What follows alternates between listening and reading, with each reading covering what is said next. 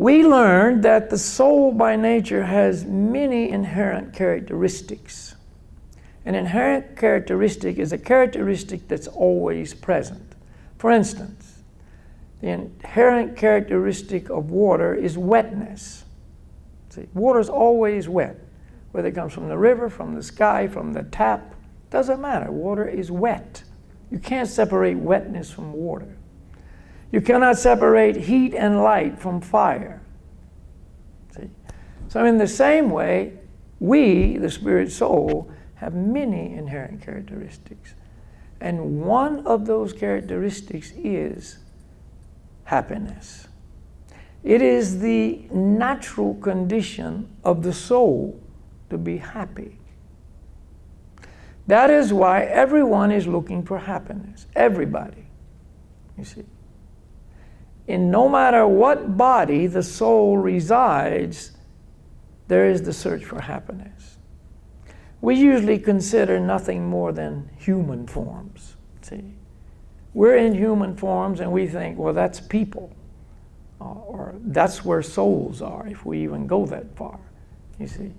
But actually, any living form, any life form, animals, insects, reptiles, plants, etc., they're all people.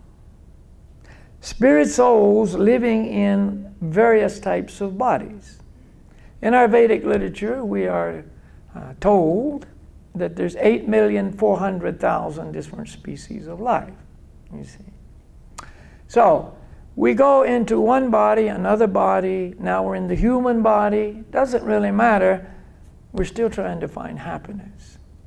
See, the dog is still looking for happiness too. See, we're all familiar with dogs, and we know dogs like to be happy. They have their formula. To be warm, to be well fed, to be loved, etc., etc. Little birds, same thing. Everybody has the same agenda. I want to be happy. But really, it's not I want to be happy, it's I need to be happy. It's the need that we have, see. It's the natural condition. And when we're not happy, it's unnatural, you see. It's unnatural. So, this is how we must understand happiness and our search for happiness. What it really comes down to is I need to engage in a lifestyle that makes me, the spirit soul, happy. You see. And more people are beginning to realize it's about the lifestyle. It's not just momentary happiness. Oh, I'm happy for 2 hours because I went to a movie and I was really liking this movie, you see. Or I was happy for a short time because I went to this restaurant and had a fantastic meal, see. Or I'm happy on Friday because I don't have to work till Monday, you know. Or I'm happy because, you know, this and this and this, you know. And it's gone. I'm happy for a short time and then it disappears. See, basically, in the material world, life is all about the struggle for happiness. Where can I find it? What will make me happy? You see. And in the material world, what we deem as happiness really is negation of the negative. See, material life is filled with so much negative experiences that obviously are not pleasant. You see, dealing with the stuff we have to deal with is described in the Vedas, many things. Everybody has to deal with what is known as the threefold miseries. See, if you're in a material body, you have to deal with this. And when the soul is in the material world, the soul will be in a material body. There's no such thing as souls in the material world that are not in material bodies. That's why we're known as embodied souls. See? And as I described, it can be a myriad of bodies. One body, another body, another body, another body. But still, we're in some material form. And so, in our bodies, but we'll talk about the human now. In our human bodies, we always are dealing with what is known as the threefold miseries. So one of those is the miseries caused by our bodies and our minds. You see. Every one of us sitting here, either right now has some misery coming from the body. Maybe we got a headache, a stomach ache, we're hungry, we're too full. You see, we've hurt, we got some injury, we got this problem, that problem, whatever. No, I don't think anybody can here say, I'm perfect, I have no physical problem. You got teeth, you're going to have problems. You don't want teeth problems, pull them all out. Then you got other problems. Now you can't eat. Or I'll get false ones. Well, that don't work too well. You see. And on it goes. So we all are dealing with problems caused by the body every day. See. We don't want to get up because the body says, I need more sleep. But the job says, I got to get up. You see. Everyday struggle. See. The mind. Okay, I got all my body seen. I worked out. I'm very good. I had a good diet. I'm pretty healthy now. Everything's good. I exercise every day. I jog. I do this. I'm feeling really healthy. But my mind is crazy. Driving me nuts. See. At least the body goes to sleep at night. The mind doesn't.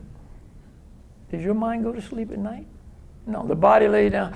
It's exhausted, go to sleep, and the mind just, and you're in terrible dreams. You're running. You're trying to fly. You can't get away. You see, somebody's hassling you all the time, or it's a good thing, but the dream's over too soon. I don't want to get up because I'm having a good dream for a change. Get up? No, I don't want to get up. And the body says, yeah, I don't get up. So the mind and the body work together to keep you in bed, but you can't. You got to get up. You see, struggling like this. So body and mind. Who can say? Doesn't affect me. I don't know what you're talking about. We all know what I'm talking about. See? Body and mind. So that's one set of miseries from birth till death. Then we have the second set of miseries, other living entities. Miseries caused by other living entities. See? All types. You know, your neighbor, your husband, your wife, your kids, your enemies, your boss. You see.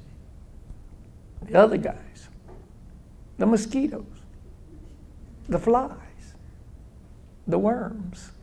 See? You know, 95% of people have parasites. How about that? They're causing you problems. You don't even know you got them. You got them.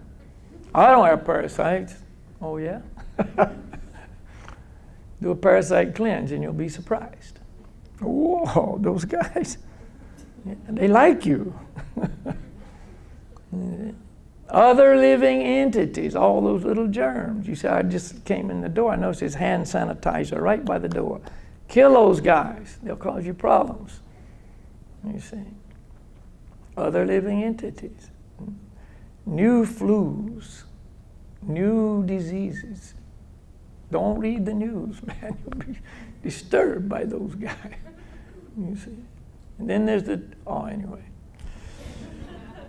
On and on it goes. There's no end to the other living entities part, you see.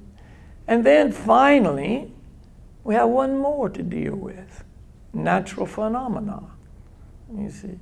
The earthquakes, the floods. Yeah, I heard Toronto was flooded this summer. You know, water standing 4 feet deep in people's basements. You know, they're still probably dealing with that. You know, it's too hot, it's too cold. You know, we're having a heat wave, we're having a freezing spell, it's a drought, it's a flood, it's an earthquake, it's a tsunami, it's a hurricane, it's a tornado. You know, you're just having a nice go in your house, no problem, just sitting there. Here comes a tornado, blows you away. See, it happened to a friend of mine. See? He goes to bed at night, everything's good. They found his body in a tree, but 50 meters away the next morning. See? Like, what happened to him? Tornado came through, gone. You don't know when, forest fires. See, go to Southern California, you get to deal with that one. All kinds of natural phenomena, always either hassling us or potential hassle. You see? So that's a set of conditions that we understand. What are you going to do about it? Nothing you can do about these things. That's built in. That's the way it's all designed. There's a perfect design in place here. See? And man is always struggling to try to make the design perfect. It's already perfect. We just don't see it like that. See? The person who's in full knowledge, he understands these things clearly. You see? That's one of the fruits of this knowledge and meditation. You see things with reality. You don't see it through, illusion.